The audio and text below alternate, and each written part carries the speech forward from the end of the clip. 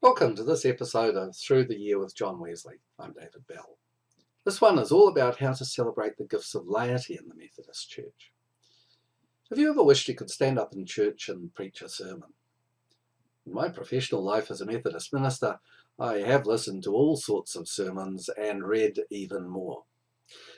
Do you know, the ones that far and away interest me most are either preached by experienced lay preachers or by clergy who've really understood John Wesley's famous saying, "The world is my parish." They've seen that the message is far bigger than the denomination with its rules and regulations.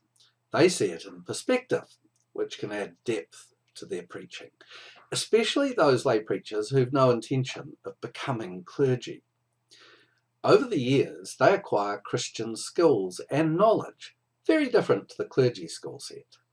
They know how to put those skills to good use in writing and preaching sermons.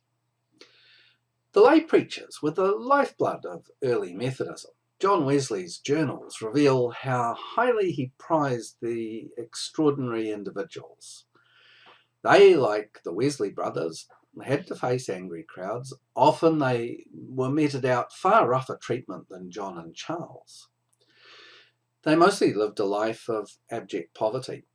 Riding or walking the Methodist circuits, they endured deprivation and hardship, as did their families.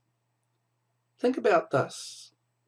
In the journal entry for 5 November 1774, Wesley records the death of John Downes.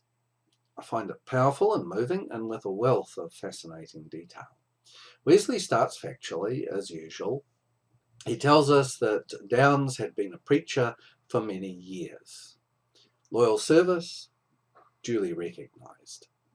How very important it is to celebrate when people give generously, be it time, talent, and or money. It continues to be a significant function of a pastorally alert fellowship. Back then, they did it with membership tickets, and also authorised lay preachers as part of Mr. Wesley's organisation. This was the connection. Legally, it was a workaround to stop lay preachers being jailed by magistrates. Back to John Downes, however. Wesley records how the preacher had felt unwell, yet he had also felt compelled to preach at the appointed time and place. From Wesley's journal entry, we don't need to guess just how unwell he really was. John Downes clearly had a premonition of his death over a number of months. Here, at the appointed place, he preached 10 or 12 minutes and collapsed. He said no more and died.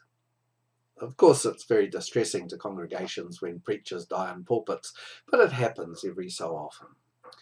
Usually they were doing what they loved doing. We may wonder, what did John Downes pass on to his widow and family?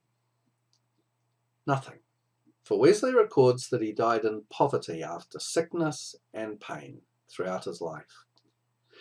Funds were set up by the early Methodist societies at various times for the relief of preachers and their families, but it was always too little and too late. Has today's church changed much? What do you think? Wesley's demand on lay preachers was excessive. I suspect that deep down he knew it. He'd written a number of letters to John Downes, always wanting him to keep preaching. But even though Wesley went beyond the bounds with demands, he was full of gratitude for the work done.